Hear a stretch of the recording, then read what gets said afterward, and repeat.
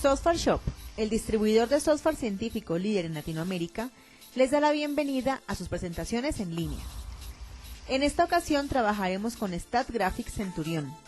StatGraphics es el más poderoso e intuitivo software estadístico para Windows, con más de 150 procedimientos estadísticos que cubren la mayoría de las áreas de análisis estadístico. Presentamos a César Augusto Serna, instructor de Software Shop.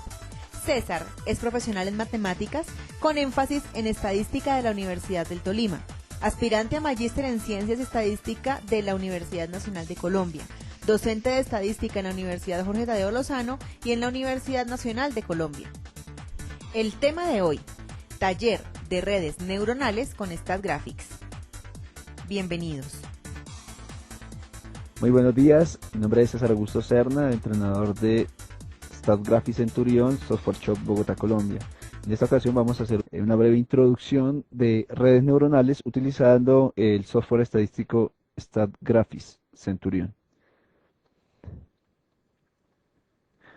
Muy bien, vamos inicialmente a dar unas definiciones, unos conceptos teóricos fundamentales para entender qué es una red neuronal y qué es una red neuronal artificial. De hecho, cómo funcionan las redes neuronales artificiales, un sistema neuronal artificial, y luego pasamos a un ejemplo trabajando el software estadístico de StatGraphics Centurion. Muy bien, se denomina procesador elemental o neurona a un dispositivo simple de cálculo que a partir de un vector de entradas procedente del exterior o de otra neurona proporciona una única respuesta o salida. Los elementos que constituyen la neurona de etiqueta I son los siguientes. Inicialmente tenemos un conjunto de entradas, variables de entrada llamadas X sub J de T.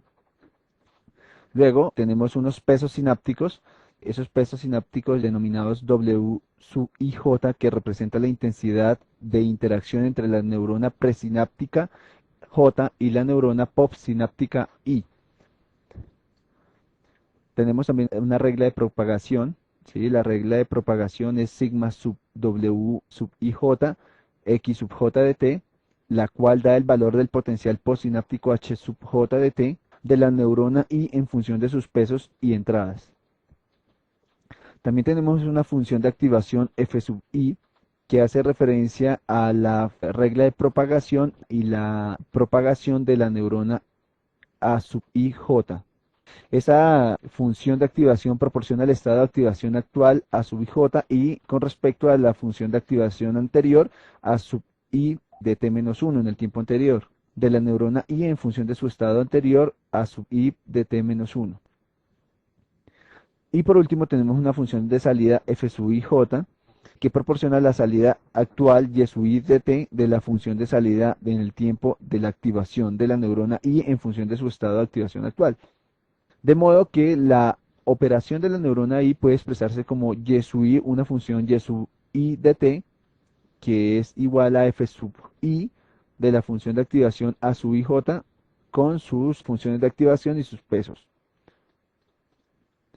Específicamente podemos hablar de unos puntos elementales del manejo de las redes neuronales artificiales. De forma detallada, nosotros podemos decir que los elementos que constituyen una función de redes neuronales están entre entradas y salidas, que son las variables de entradas, son las variables originales, las variables que se están midiendo, ¿cierto? Estas variables pueden ser binarias, es decir, se llaman digitales, o variables continuas, que también las podemos llamar analógicas, dependiendo del modelo y la aplicación.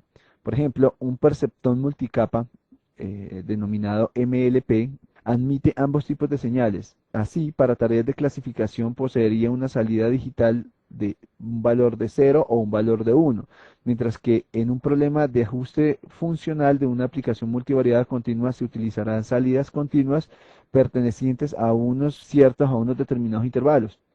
También tenemos la regla de propagación, la que anteriormente mencionábamos. La regla de propagación permite obtener a partir de las entradas y los pesos el valor del potencial postsináptico H sub I de T igual a sigma de W sub IJ con respecto a la variable X sub J en el tiempo T. La función más habitual es del tipo lineal y se basa en la suma ponderada de las entradas con los pesos sinápticos H sub IJ, que formalmente también puede interpretarse como el producto escalar de los vectores de entradas y los vectores peso. Es decir, la función lineal puede expresarse como la sumatoria de las cargas, de las ponderaciones, de las cargas postsinápticas W sub i j con respecto a las variables de entrada x sub j de t. Vectorialmente se puede expresar de esta manera: W traspuesto sub i por x. X es el vector de variables de entrada. Tenemos los pesos sinápticos. Los pesos sinápticos W sub i j definen en este caso la intensidad de la interacción entre la neurona presináptica J y la postsináptica I, dada una entrada positiva procedente de un sensor o simplemente una salida de otra neurona. Si el peso es positivo, entonces tenderá a excitar a la neurona postsináptica, pero si el peso es negativo, tenderá a inhibirla.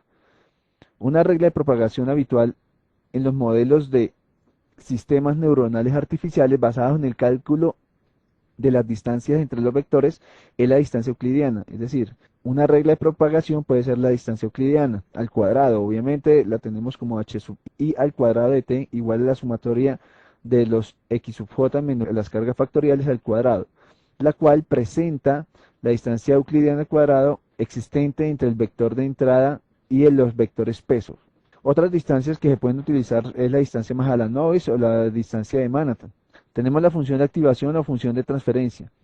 Esta proporciona el estado de activación actual a sub i j en el tiempo t a partir del potencial postsináptico h sub j del propio estado de activación anterior, de la neurona anterior, a sub i en el tiempo t menos 1. Se puede presentar como a sub i de t igual a f sub i, factor de a sub i de t en el tiempo anterior con respecto al potencial h sub j en el tiempo actual.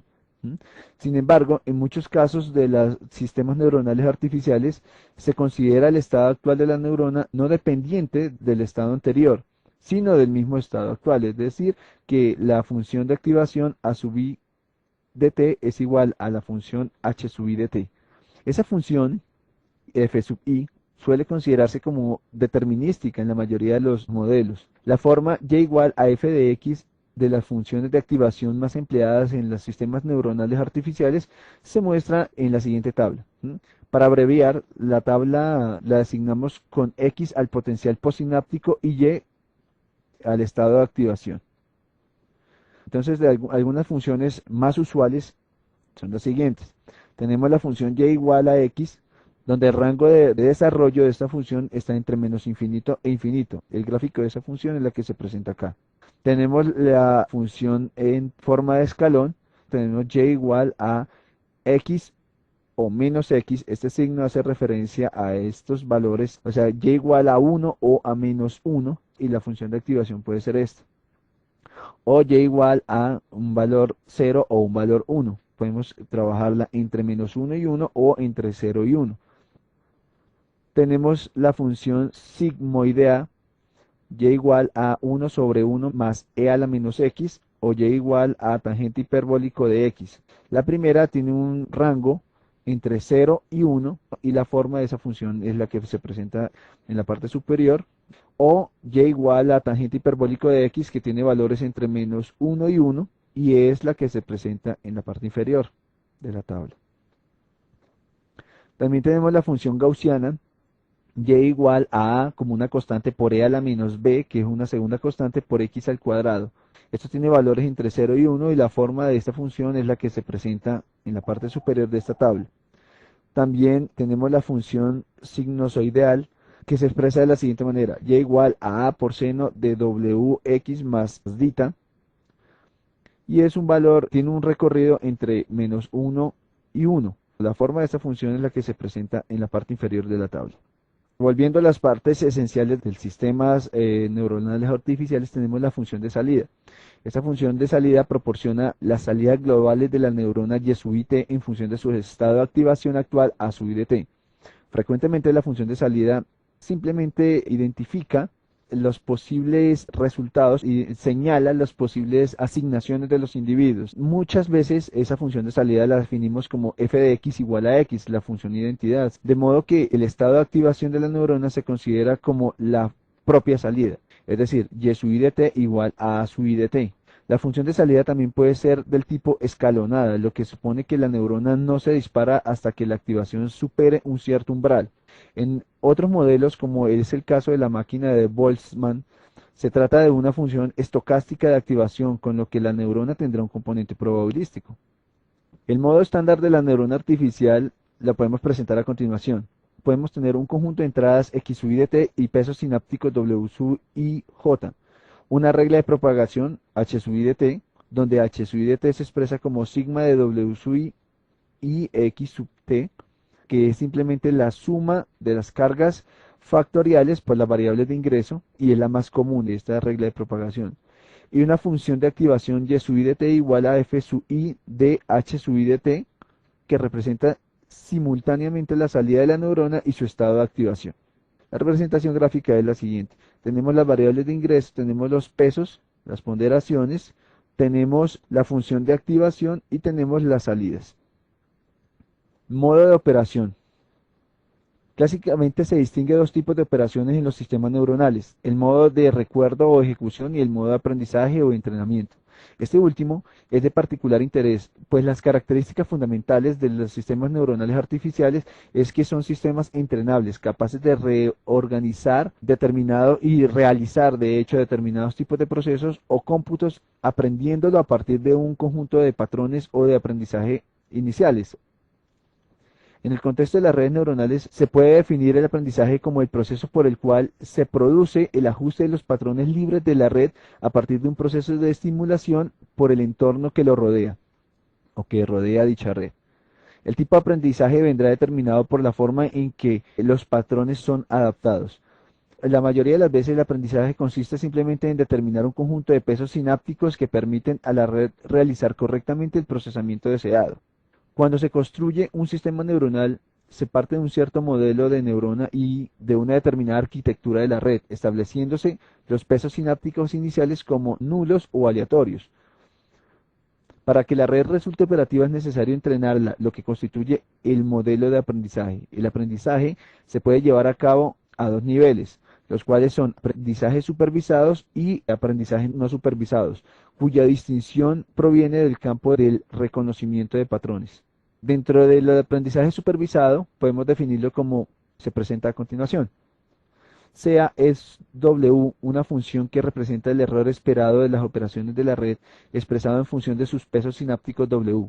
En el aprendizaje supervisado se pretende estimar una cantidad de funciones multivariables desconocidas. Esta función va del campo de los reales p-dimensionales a los reales m-dimensionales, la que representa la red neuronal, a partir de una muestra XY multivariable, donde X pertenece al campo Rn y Y pertenece al campo Rn, tomados vectores aleatoriamente por medio de minimización iterativa del valor esperado de W mediante la aproximación estocástica. Esta técnica de aproximación estima los valores a partir de una cantidad aleatoria observada. En síntesis, el aprendizaje supervisado presenta a la red un conjunto de patrones, es decir, un conjunto de salidas deseadas u objetivos, e iterativamente ésta ajusta sus pesos hasta que su salida tiende a ser la deseada, utilizando para ello información detallada del error que comete en cada paso. De este modo, la red es capaz de estimar relaciones de entradas o salidas sin necesidad de proponer una cierta forma funcional de partida. También tenemos los aprendizajes no supervisados o aprendizajes autoorganizados. El aprendizaje no supervisado se puede escribir genéricamente como la estimación de la función de densidad de probabilidad P de X que describe la función de patrones X pertenecientes al espacio de entrada Rn a partir de una muestra dada. En este tipo de aprendizaje se presenta la red de multitud de patrones sin ajustar las respuestas que deseamos. La red, por medio de reglas de aprendizaje, estima P de X, a partir de la cual se puede reconocer regularidades en el conjunto de entradas, extraer rasgos o agrupar patrones según su similitud, es decir, generar clústeres. Inicialmente trataremos con una familia de redes unidireccionales organizadas en capas con aprendizajes supervisados que son empleadas como clasificadoras de patrones y estimadoras de funciones. En la literatura se puede distinguir estas redes neuronales como Mapping Neural Network o red neuronal para representaciones o ajustes funcionales. Muchos problemas del mundo real pueden interpretarse desde el punto de vista de la estimación o la aproximación funcional, en términos de tratar de encontrar la función que a partir de un conjunto de entradas o un conjunto de variables iniciales proporciona la salida deseada. Dentro de ellas tenemos el más usado, que es el asociador lineal. El asociador lineal consta únicamente de una capa de neuronas lineales cuyas entradas denotadas por X y sus salidas denotadas por Y es un vector que constituye además las respuestas de la red neuronal. La matriz de pesos sinápticos es denotada por W, ya antes lo habíamos mencionado, donde cada peso es para cada una de las variables de entrada, donde cada fila de la matriz contiene los pesos de las neuronas W sub y J. La operación del asociador lineal es simplemente y igual a W por X, que ya lo habíamos mencionado, o simplemente la suma de la multiplicación de los pesos sinápticos por el valor de cada variable. Cada neurona I del asociador lineal lleva a cabo la suma ponderada de las entradas con sus pesos sinápticos, es decir, el asociador lineal calcula el potencial postsináptico por medio de la suma ponderada, cantidad a la que se le aplica una función de tipo identidad, y igual a X. Cuando hacemos esa función y igual a X, lo que tenemos es la función identidad. La representación en capas, en términos de redes neuronales, es la que se presenta abajo. En términos generales, aunque no en todos los modelos, una vez que el sistema ha sido entrenado, el aprendizaje se desconecta, por lo que los pesos y la estructura quedan fijos, estando la red neuronal ya dispuesta para procesar datos.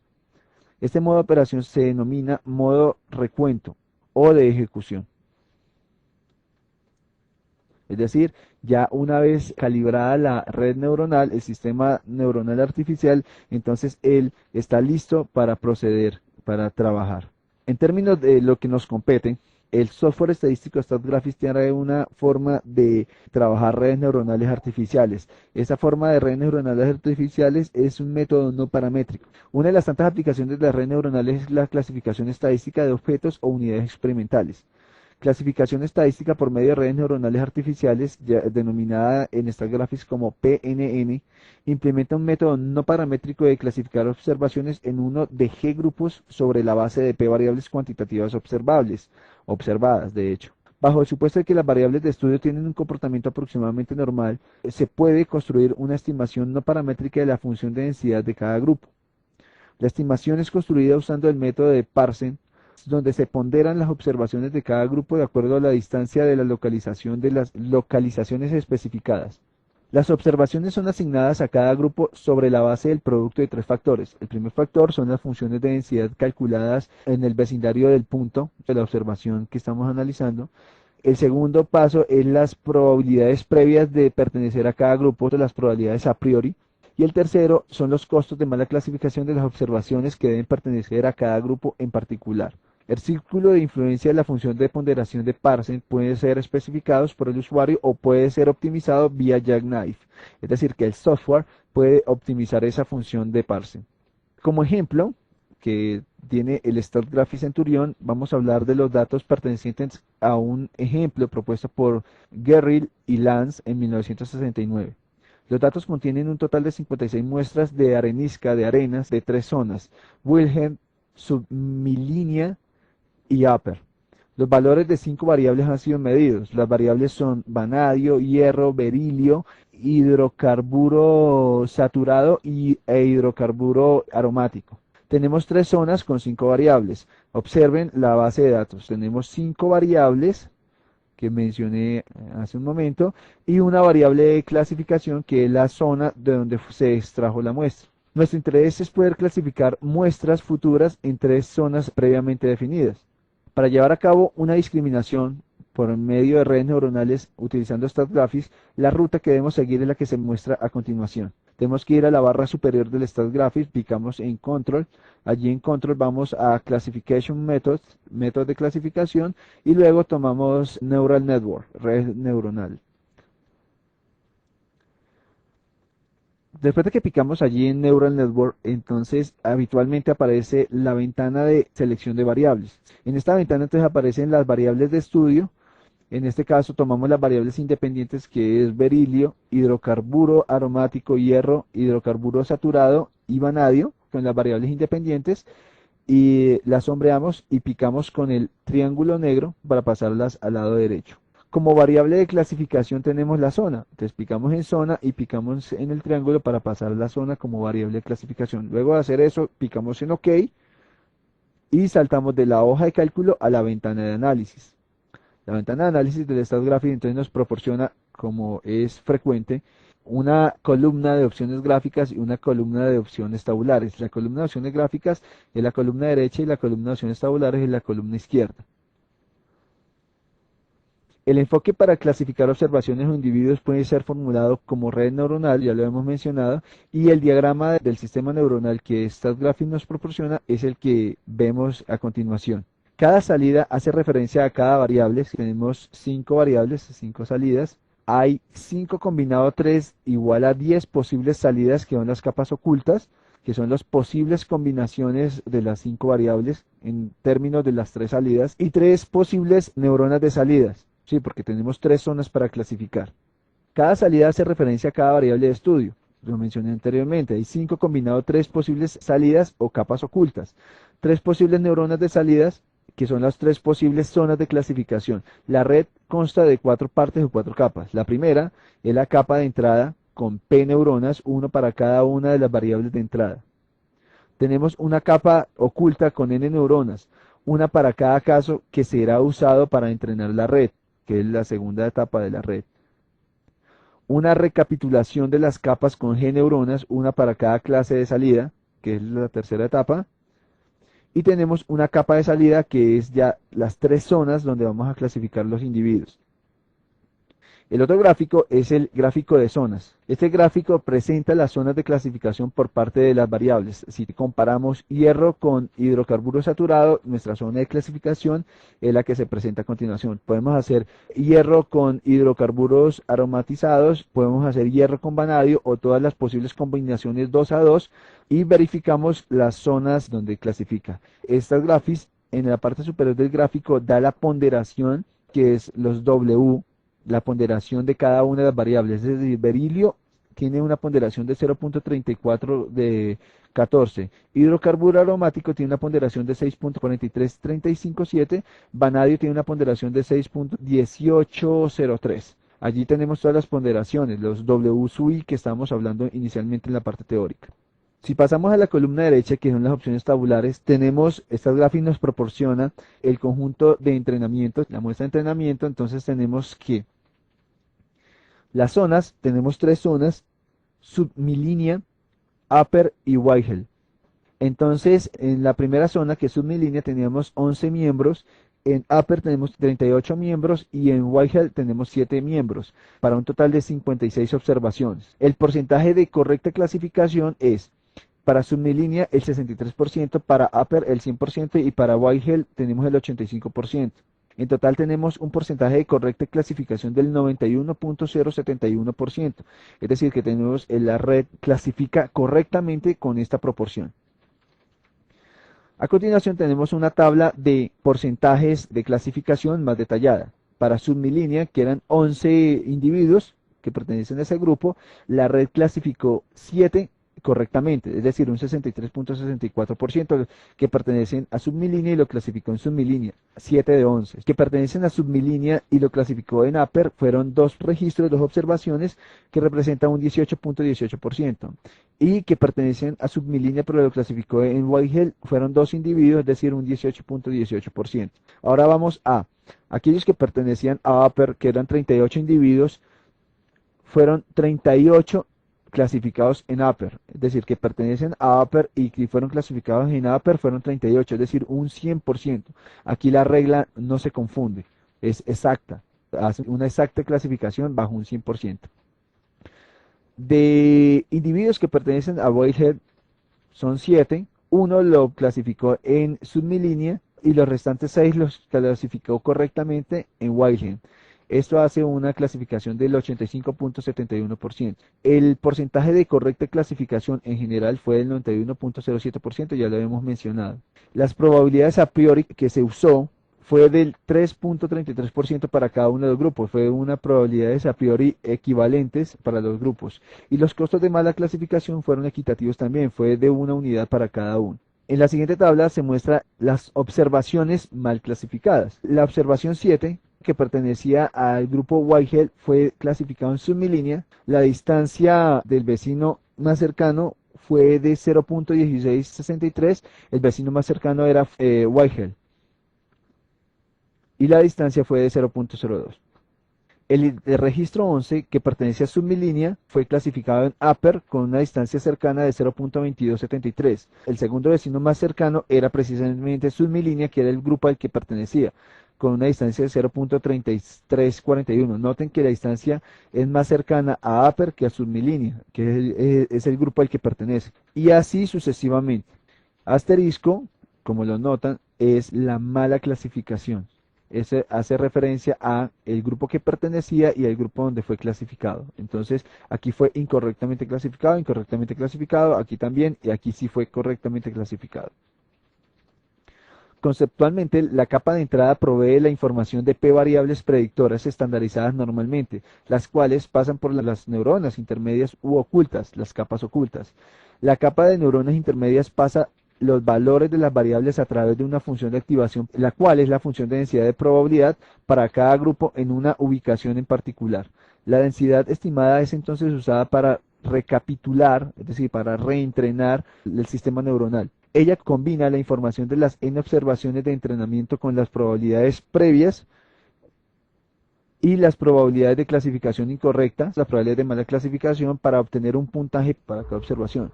Los puntajes son usados para discriminar de forma binaria a cada observación que se presente. Aquí, observaciones con puntajes grandes se localizan en grupos de interés y observaciones con puntajes pequeños están fuera del mismo grupo. Básicamente esa es la idea general de redes neuronales, de clasificación con redes neuronales. Esta es la tarea que hace StatGraph. Simplemente basta decir que el tema de redes neuronales es bastante amplio, bastante complejo.